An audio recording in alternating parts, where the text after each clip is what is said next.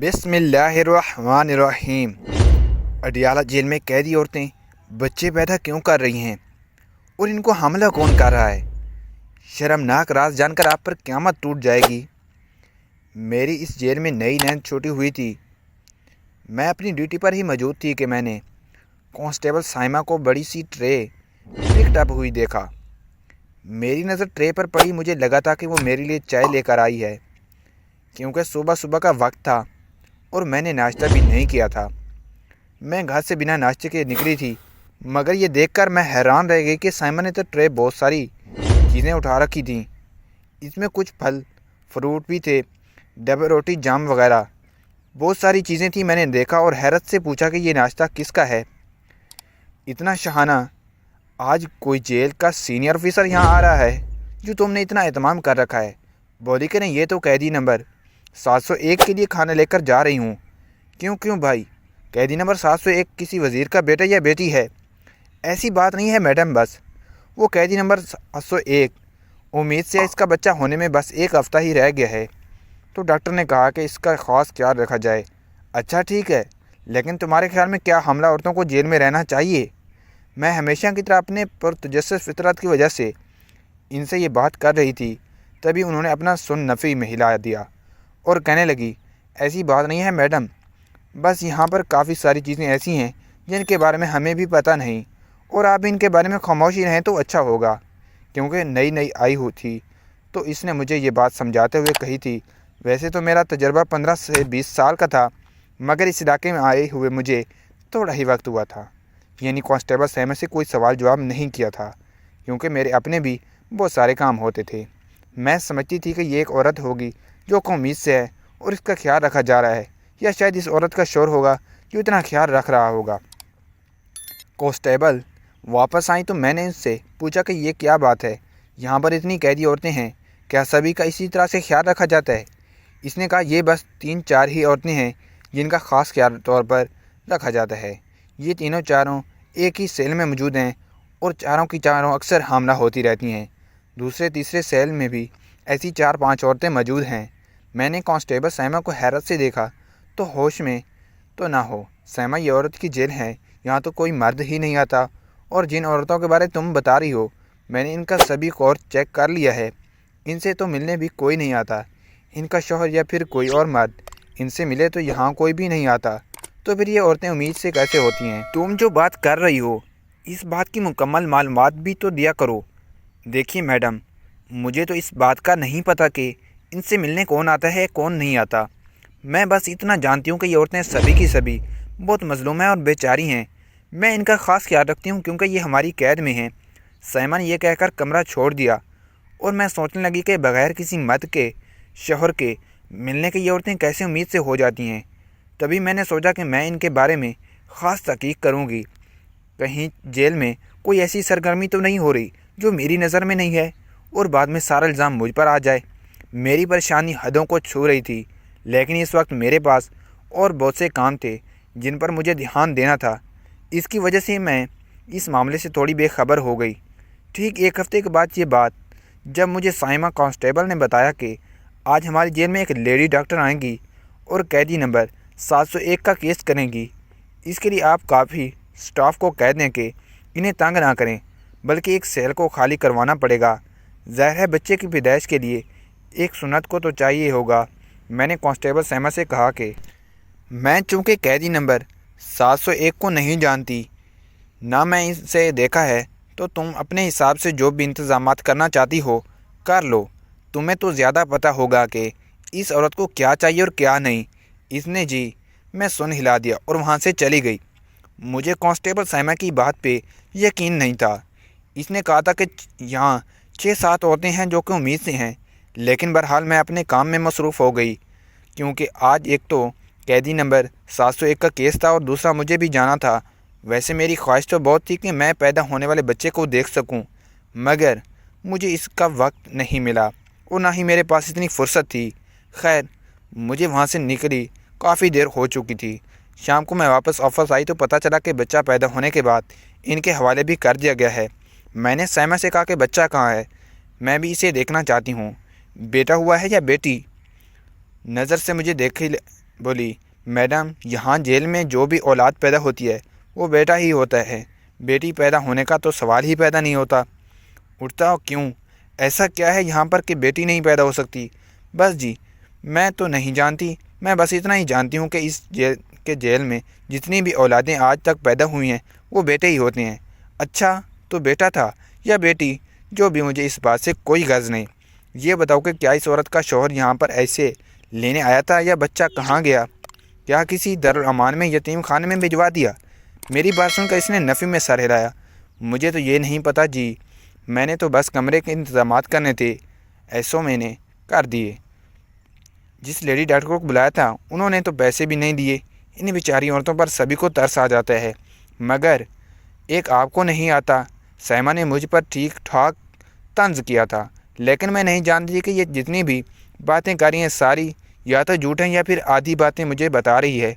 اب اس ٹرین میں میری ڈیوٹی تھی تو مجھے یہاں کے حالات کا پتہ لگانا ضروری تھا کہ کل کو مجھ سے بھی سوال کیا جا سکتا تھا۔ میں نے کانسٹیبل سائمہ سے کہا کہ میرا ان سبھی عورتوں کے ساتھ ملاقات کا دل ہے، میں ان سب سے ملوں گی تو مجھے بتا دو کہ کون کون سی عورتیں ہیں جن کے ساتھ ایسی معاملات ہیں، کیونکہ ایک حاملہ عورت کا جیل کی کال کوٹری میں رہنا مشکل ہوتا ہے اور ان کے لیے بہت سارے انتظامات کرنے ہوتے ہیں۔ پھر مجھے یہ بات بھی جاننا ہے کہ اگر یہاں کوئی مرد ان سے ملنے نہیں آتا تو پھر یہ کیسے حملہ ہوتی ہیں۔ کانسٹیبل سائمہ نے میری طرف طنز بھری نظر سے دیکھا اور بولی، میڈم وہ بھی ان ساری باتوں کو آپ کو بتانے کا کوئی شوق نہیں ہے۔ دیکھیے سبھی عورتیں ایک ہی طریقے سے حاملہ ہوتی ہیں، کوئی دوسرا طریقہ تو ہے نہیں۔ اب ان کے مرد کب یہاں آتے ہیں کب نہیں، میرے خیال میں ہمیں اس بات سے دور رہنا چاہیے۔ یہ ساری باتیں نہ صرف فضول ہیں بلکہ ایسی ہیں جن کا حق جواب ہمیں کبھی نہیں مل سکتا۔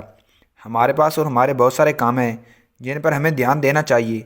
میں نے تو تم سے لیکچر دینے کو نہیں کہا، میں نے کانسٹیبل کو ٹھیک ڈانٹ دیا۔ وہ جو ان سب سے ملنا ہے اور ان سے پوچھنا ہے کہ وہ یہاں کیوں آئی ہیں۔ اگر یہ امید سے ہوتی ہیں تو پھر ان کے شوہر وغیرہ بھی ان کو جانتے ہوں گے، ان سے ملتے ہوں گے، لیکن ریکارڈ میں تو یہ عورتیں سبھی 4 سال سے یہاں قید ہیں۔ پھر ان کے بچے کیسے پیدا ہوں گے؟ ایک بار تو بچہ پیدا نہیں ہوا، جب سے یہ آئی ہیں ہر سال ایک نیا بچہ جنم دیتی ہیں۔ کانسٹیبل سائمہ نے میری حیرت میں اضافہ کرتے ہوئے کہا، تو میں اس کا منہ تکنے لگی، مگر ہر سال میں یہ کچھ ہو رہا ہے تو پھر تو ہمیں زیادہ احتیاط کی ضرورت ہے، اور ان کو پوچھنا بھی پڑے گا کہ آخر ان کے یہ بچے جن کا بابا کون ہے، کیونکہ عورت جتنی بھی بے حیا، جتنی بھی ماڈرن کیوں نہ ہو، اسے یہ تو ضرور پتہ ہوتا ہے کہ اس کے بچے کا باپ کون ہے، اس لیے میں اس بات کو جانے نہیں دے سکتی۔ کانسٹیبل سائمہ نے کندھے اچکائے اور میرے آفس سے نکل گئی، تو پھر میں بھی قیدی نمبر 701 کے کمرے میں پہنچ گئی، کیونکہ یہ وہ عورت تھی جس نے 2-3 دن پہلے ہی بچہ جنم دیا تھا اور اب مجھے اسے ساری تفصیلات بتا کرنی تھیں۔ میں سوچ رہی تھی کہ یہ کوئی بہت صحت مند عورت ہوگی، مگر میری نظر اس پر پڑی تو بالکل مریل سی لڑکی تھی جس کے چہرے پہ اداسی اور آنکھوں میں ویرانی چھائی ہوئی تھی۔ اسے دیکھ کر مجھے محسوس ہوا کہ وہ اپنے بچے کی پیدائش سے خوش نہیں تھی۔ کیا ہوا؟ آپ کو اپنے بچے کی پیدائش سے خوشی نہیں ہوئی؟ میں نے اس کی ویران آنکھوں میں جھانکا تو اس کے چہرے پر کوئی تاثر نہیں۔ بچہ میرے پاس نہیں ہے تو مجھے کس بات کی خوشی؟ ماں تو تب خوش ہوتی ہے جب بچہ اس کے پاس ہو۔ اس میں بڑی سی آہ بھرتے ہوئے مجھے اپنا دکھ سنایا، تو کیا آپ کے شوہر کو آپ کے بچے کا پتہ ہے؟ کون سا شوہر؟ کیسا شوہر؟ میرے شوہر کی تو آج سے 4 سال پہلے وفات ہو گئی تھی۔ میں نے تو کبھی اس کے بعد کسی مرد سے کوئی بات چیت نہیں کی۔ اس لڑکی نے مجھے یہ بات کہی تو مجھے لگا کہ وہ مجھے بیوقوف بنا رہی ہے، مجھ سے جھوٹ بول رہی ہے، کیونکہ ظاہر ہے کوئی بھی عقل مند انسان اس بات پر یقین نہیں کر سکتا کہ بیوی کے تعلق کے بغیر کوئی عورت حاملہ ہو گئی۔ تمہارے کتنے بچے پیدا ہو چکے ہیں اب تک؟ میں نے اس عورت سے اگلا سوال کیا تو اس نے کہا جب سے وہ جیل میں آئی ہے ہر سال ایک بچہ پیدا کرتی ہے، اور یہاں پر اس کی طرح اور بھی کئی عورتیں ہیں جو کہ اسی طرح ہر سال ایک بچہ جنم دیتی ہیں۔ وہ کہنے لگی، اس سے پہلے ہی سال میں جڑواں بچوں کو جنم دے چکی ہے، جبکہ اب وہ ایک بچہ پیدا کرتی ہے۔ ایسا کیسے ہو سکتا ہے کہ تمہیں اپنے بچے کے باپ کا نہیں پتہ؟ میں نے اس عورت کی طرف دیکھ کر کہا تو بولی، مجھے اگر پتہ ہوتا تو میں آپ کو بھی صاف صاف بتا دیتی، بلکہ ان تک پہنچنے کی بھی کوشش کرتی، کیونکہ میں اپنے بچوں سے محبت کرتی ہوں۔ نومی نے جو ایک عورت اپنے پیٹ میں ایک وجود کو رکھتی ہے تو پھر ظاہر ہے اس سے انسیت اور محبت پیدا ہونا ایک بہت فطری عمل ہے۔ مجھے بھی اپنے بچے بہت اچھے لگتے ہیں۔ جب وہ پیدا ہوتے ہیں تو ان کی پیدائش کے دن قریب آنے پر بھی بہت پریشانی ہو جاتی ہوں، کیونکہ مجھے پتہ ہوتا ہے کہ اب وہ مجھ سے جدا ہو جائے گا۔ بس اسی پریشانی نے تو میری یہ حالت کر دی ہے۔ آپ میری حالت نہیں دیکھ رہی۔ تو لڑکی نے مجھے اپنے بازو دکھاتے ہوئے کہا کہ اس کی کلائی واقعی میں بہت کمزور ہو چکی تھی۔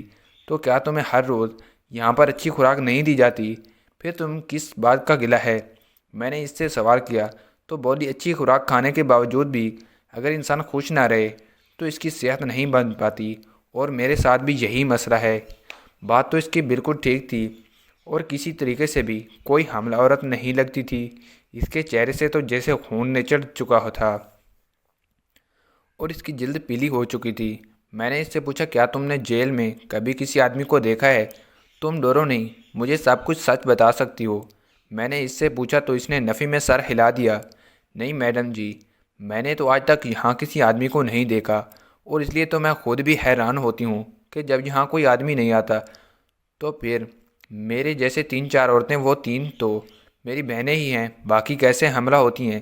کیا تمہاری 3 اور بہنیں بھی یہیں پر قید ہیں؟ میرے منہ سے حیرت کے مارے اونچی آواز نکلی۔ جی ہاں، ہم 4 بہنیں ہیں اور چاروں کی چاروں اسی جیل میں قید ہیں۔ ہم چاروں کے ہی بچے پیدا ہوتے ہیں، سال میں ہم ایک بچہ پیدا کرتے ہیں، لیکن ہمیں یہ نہیں پتہ کہ ہمارے بچوں کا باپ کون ہے۔ یہ سن کر میرے تو قدموں سے زمین نکل گئی۔ تمہاری 3 بہنیں بھی جیل میں ہیں، ان کا جرم کیا تھا؟ یہ تو بتاتے ہوئے مجھے عجیب لگ رہا ہے۔ میڈم جی، میری باقی بہنوں سے بھی ملیں۔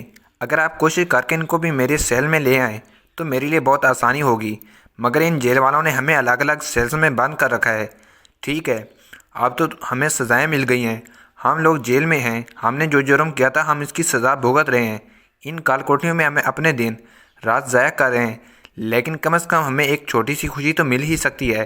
ہم سب کو قید ہوتے ہوئے 3 سے 4 سال گزر چکے ہیں، اور اب تک ہم لوگوں کو سزا میں کوئی کمی نہیں ہوئی، کیونکہ ہم نے جو کچھ بھی کیا تھا ہمیں اس کی سزا نہ صرف قدرت کی طرف سے مل چکی ہے، بلکہ ہمیں اس جیل میں بھی کافی عرصہ ہو گیا ہے۔ اس لڑکی کا نام وزیرہ تھا۔ اس کے بعد سن کر مجھے بہت عجیب لگ رہا تھا۔ یا تو اس کا ذہن توازن درست نہیں تھا، یا پھر وہ مجھ سے کچھ چھپا رہی تھی۔ میں نے کانسٹیبل سائمہ کو بلا کر وزیرہ کی کہانی سنائی اور اس سے پوچھا کہ یہ کیا ماجرا ہے؟ وزیرہ جو کہہ رہی ہے وہ سچ ہے یا پھر وہ مجھے ٹال رہی ہے؟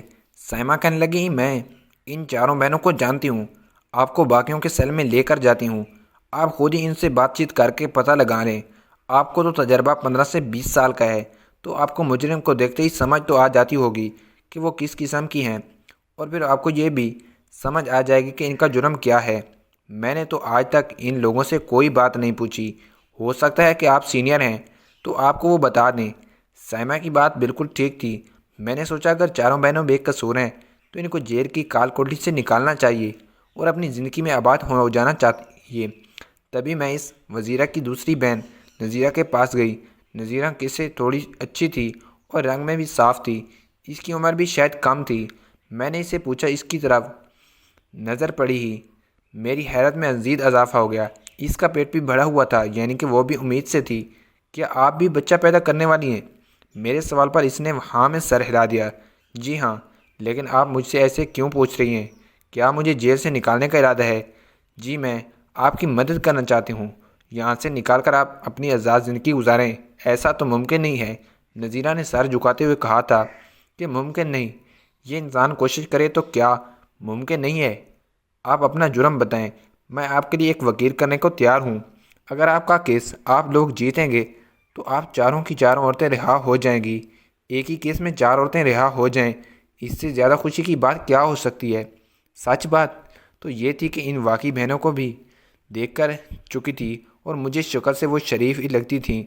ان کو دیکھ کے معلوم ہوتا تھا کہ جیسے انہیں زندگی میں بہت سارے زخم ملے ہیں، مگر چہرے پر بلاکی شرافت تھی، جیسے دیکھ کر اندازہ لگایا جا سکتا تھا کہ یہ بہنیں کسی بڑے جرم کا شکار نہیں ہوئیں۔ یہ بہنیں کوئی زیادہ خطرناک جرم کی مجرم نہیں ہیں، بلکہ ان سے کوئی چھوٹا موٹا گناہ ہی ہوا ہے۔ لیکن جب میں نے نذیرہ سے بات کی تو اس کی آنکھوں سے ٹپ ٹپ آنسو گرنے لگے۔ بولے، ہم بہت گناہ گار ہیں، ہمیں جو سزا مل رہی ہے یہ شاید اس سے کم ہے جو گناہ ہم نے کیا، لیکن میں آپ کو کچھ نہیں بتا سکتی، میرا دل شاید پھٹ جائے گا۔ خدا کے لیے مجھ سے بات نہ کریں۔ ایک تو وہ امید سے تھی اور دوسرا پھر رو رہی تھی، مجھے اس سے بات کرنا اچھا نہ لگا۔ میں نے سوچا کہ میں اس کی باقی بہنوں سے اس بارے میں بات کروں گی۔ اس کی تیسری بہن سکینہ تھی جو کہ سیل نمبر 401 میں تھی۔ میں وہاں پر اگلے ہی دن پہنچ گئی۔ سکینہ سے میں نے بات کرنے کی کوشش کی تو اس نے صاف انکار کر دیا۔ کہنے لگی کہ ہمارا تماشا بنایا جاتا ہے۔ آج کل تو میڈیا بھی تیز ہو چکا ہے، کوئی بھی انوکھی بات نظر آتی ہے تو کیمرہ اور مائک لے کر پہنچ جاتے ہیں۔ خدا کری ہمیں اکیلا چھوڑ دیا جائے۔ ہمیں اتنا پتہ ہے کہ ہم تینوں چاروں بہنوں کو کبھی رہائی نہیں ملے گی، اس لیے ہم نے کسی قسم کی کوشش نہیں کرنی، نہ کسی وکیل سے بات کرنی ہے۔ سکینہ بھی بڑی غصے میں تھی۔ سچ بات تو یہ تھی کہ مجھے اب ان پر ترس آنے لگا تھا۔ ان کی مدد کرنا چاہتی تھی مگر یہ لوگ مجھ پہ بھروسہ کرنے کو تیار ہی نہیں تھے۔ میں نے کانسٹیبل سیما سے پوچھا کہ میں ان کی مدد کیسے کروں۔ اس سے مجھے بتایا کہ ان کی ایک اور بہن ہے جو کسی بھی بات کر لیتی ہے اور ان کی عمر سب سے کم ہے۔ اس کے ساتھ ساتھ وہ عقل مند بھی کافی ہے۔ اگر ہم اس سے بات کریں تو وہ ہمیں اپنے پچھلے ریکارڈ کے بارے میں بتا دے گی۔ آپ جا کر اس سے پوچھ لیجئے گا اور ان کی مدد کرنے کا کوئی طریقہ نکالیے گا۔ سیما اتنی زیادہ دلچسپی ان سارے معاملات میں نہیں لیتی تھی۔ ہاں، وہ مجھے کبھی کبھی کوئی اشارہ ایسے دے دیتی تھی جس سے مجھے اس کیس کو سمجھنے میں مزید مدد مل جاتی تھی، لیکن اس نے کبھی بھی میری مکمل یا پھر صحیح طریقے سے مدد نہیں کی تھی۔ لیکن اس کا یہی احسان مجھ پر کافی تھا کہ مجھے تھوڑے بہت اشارے دے دیتی تھی۔ خیر، اس نے مجھے نگینہ کے بارے میں بتا دیا۔ یہ ان کی چوتھی اور آخری بہن تھی جو کہ کمرہ نمبر 600 میں تھی۔ اس کے پاس گئی تو اس نے مجھے طریقے سے سلام کیا اور میرا شکریہ ادا کیا کہ میں یعنی جیل کی سٹاف میں کوئی بھی ان کمروں میں نہیں جاتا تھا۔ میں نے دیکھا تو جب میری نظر نگینہ پر پڑی تو وہ امید سے نہیں لگ رہی تھی، بلکہ وہ ایک عام کماری لڑکی کی طرح بیٹھی ہوئی تھی۔ میں نے اسے دیکھا تو پوچھا کہ باقی تمہاری جو بہنیں ہیں وہ تو حاملہ ہیں، پھر تم کیسے نہیں ہو؟ میری بات سن کے وہ مسکرائی، بولی کہ میری شادی نہیں ہوئی تھی اور میرے آج پہلے کبھی بھی شادی نہیں ہوئی، اور ان سب کے تو شوہر تھے لیکن ان کی وفات ہو چکی ہے۔ میں نے کہا ان سے کیا فرق پڑتا ہے، ان کے شوہر مر گئے لیکن بچے تو وہ اب بھی تک پیدا کر رہی ہیں۔ کہنے لگی کہ کوئی فرق تو ہوگا مجھ میں اور ان میں، کیونکہ وہ بھی اس جیل میں رہتی ہیں اور میں بھی یہیں رہتی ہوں۔ تو اس کا مطلب یہی ہے کہ ان تینوں کی شادی ہو چکی تھی اور ان کے بچے پیدا ہو رہے ہیں۔ میری شادی نہیں ہوئی تھی تو میرے بچے نہیں ہیں۔ آپ خود سوچ لیجیے اس بات کا کیا مطلب ہے۔ میں اس کی بات سن کر بہت الجھ گئی تھی، لیکن نگینہ مجھے تو کچھ بھی سمجھ نہیں آیا۔ ان کے پاس بھی تو ملاقات کے لیے کوئی نہیں آتا، تمہارے پاس بھی تو کوئی نہیں آتا، پھر تم کیسے بچ گئیں؟ اس لیے کہ میں غیرت مند ہوں، عزت دار ہوں، خوددار ہوں۔ یہ سب خصوصیات تو تمہاری تمام بہنوں میں بھی ہیں۔ میں نے نگینہ سے پوچھا تو وہ ہنس پڑی، نہیں ہے، ان میں یہ ساری خصوصیات میری بہنوں سے جو کچھ کیا ہے انہیں اس کی سزا مل رہی ہے۔ ایسا کیا کر دیا تمہاری بہنوں نے؟ اور اگر تم نے کچھ نہیں کیا تو تم یہاں پر کیوں قیدی ہو؟ میں اس لیے قید ہوں کیونکہ میری تینوں بہنیں قصوروار تھیں، اور ان کا کیا ہوا جو میرے بھی نام پر لگ گیا؟ انہوں نے ایسا کیا کیا؟ میں نے نگینہ سے پوچھا تو اس نے مجھے پوری بات بتا دی۔ کہنے لگی کہ میری تینوں بہنوں کی شادیاں ایک ہی گھر میں تینوں بھائیوں سے ہوئی تھی۔ میرے لیے بھی سب کو یہی توقع تھی کہ میں باجی کے سب سے چھوٹے دیور نعیم کے ساتھ شادی کروں گی، لیکن ایسا کبھی نہیں ہو سکا کیونکہ اس سے پہلے ہی میری تینوں بہنوں نے گٹھجوڑ بنا کر ساس کے خلاف سازش کرنا شروع کر دی۔ ان کی ساس ایک تہجد گزار، نیک اور پاک عورت تھی۔ وہ اس قدر شریف تھیں کہ انہوں نے آج تک کسی چیونٹی کو بھی قتل نہیں کیا ہوگا، لیکن میری تینوں شفاق بہنوں نے دودھ میں زہر کی گولیاں ملا کر اپنی ساس کو اس دنیا سے رخصت کر دیا۔ اب آپ سوچ سکتی ہیں کہ میری بہنیں کتنی شفاق ہیں، اور انہوں نے یہ کام اکیلے نہیں کیا، اس کام میں مجھے بھی ملوث کیا، اور جب یہ سب اطلاع پولیس کو ملی تو ساتھ میں انہوں نے مجھے بھی پھنسا دیا۔ مجھے تو نگینہ کی بات بڑی عجیب لگ رہی تھی۔ ایسا کیسے ہو سکتا ہے کہ تینوں بیٹیوں کو خبر نہ ہوئی ہو اس بات کی، اور تمہاری، میرا مطلب ہے تمہاری ہونے والی ساس اس دنیا سے رخصت ہو گئی؟ نگینہ سے پوچھا تو اس نے ہاں میں سر ہلایا۔ اس کی آنکھوں میں مایوسی تھی۔ ابھی جو کچھ میری بہنوں کے ساتھ ہو رہا ہے وہ ان کے لیے سزا ہے۔ ان لوگوں نے کبھی اپنی ساس کو خوش نہیں کیا۔ تینوں نے 3 سال میں بھی بچے پیدا نہیں کیے تھے۔ کہیں ان کا جسم خراب نہ ہو جائے، یا اپنے شوہروں کو اپنے دائیں دکھا کر قابو کرنا چاہتی تھیں تاکہ ہمیشہ ہمیشہ کے لیے اپنی سانسیں چھٹکارا حاصل کر سکیں۔ میں تو حیران ہوں کہ ان لوگوں نے اس غریب عورت کے ساتھ ایسا کیوں کیا۔ وہ تو بہت شریف خاتون تھی، انہوں نے زندگی بھر کبھی کسی کے بارے میں کوئی بری بات نہیں بولی ہوگی۔ مگر یہ لوگ اتنی شفاق نکلیں کہ انہوں نے اپنے ہی شوہروں کی ماں کو اس دنیا سے رخصت کر دیا، صرف اس لیے کہ یہاں پر ان کی نندیں نہ آ سکیں، اور جو باقی مہمان ان کے گھر میں کھا پی کر چلے جاتے ہیں وہ سلسلہ بھی بند ہو جائے۔ یہ کہہ کر نگینہ رونے لگی اور بولی کہ مجھے بھی جیل میں ڈال دیا گیا جبکہ میرا کوئی قصور نہیں تھا۔ ان لوگوں نے 4 مہینوں پر کیس کر دیا، لیکن میں اکثر باجی کے بلانے پر وہاں جایا کرتی تھی۔ میں تو بے قصور ہوں۔ میں نے اس کی بات سن لی تھی۔ مجھے سمجھ میں آ گیا تھا کہ یہ لوگ یہاں پر کیوں قید ہیں، لیکن ابھی تک اس بات کی تحقیق کر رہی تھی کہ آخر یہ عورتیں حاملہ کیسے ہوتی ہیں۔ کہتے ہیں جرم سے جرم جڑا ہوتا ہے، ہر جرم ایک دوسرے جرم کی کہانی بتا رہا ہوتا ہے۔ مجھے نگینہ نے بھی یہی بتا دیا۔ یہاں پر موجود ایک ڈاکٹر اس سارے کھیل کے پیچھے ہیں۔ میں حیران تھی کہ نگینہ کو جیل کے معاملات کی خبر کیسی ہے۔ ایک لمحے کو مجھے لگا کہ وہ مجھ سے جھوٹ بول رہی ہے، مجھے اپنی باتوں میں لا رہی ہے، مگر پھر مجھے احساس ہوا کہ یہ سب کچھ کر کے کیا کرے۔ اس نے کہا کہ اس کی ماں باپ بھی اس دنیا میں نہیں ہیں، تو صدمے سے اس دنیا سے رخصت ہو گئے کہ ان کی بیٹیاں جیل میں ہیں، ان کے گھر غیر آباد ہو گئے۔ رہی بات ان کے شوہروں کے مرنے کی، تو انہوں نے ان کو طلاق دے دی۔ وہ لوگ ان سے الگ ہو کے، ظاہر ہے ماں کے قتل بیوی کے ساتھ کون رہ سکتا ہے۔ ایک ماں کو قتل کرنے والی بیوی زندگی بھر انسان کے دل میں جگہ نہیں بنا سکتی، اور میری بہنوں نے بھی یہی کام کیا تھا۔ اب کیسے ان کے شوہر انہیں اپنے ساتھ رکھتے؟ یہ لوگ اب کسی کو نہیں بتاتے کہ ان کے شوہر مر چکے نہیں بلکہ طلاق دے چکے ہیں۔ بہرحال مجھے یہاں سے نکلنے کی کوئی جلدی نہیں۔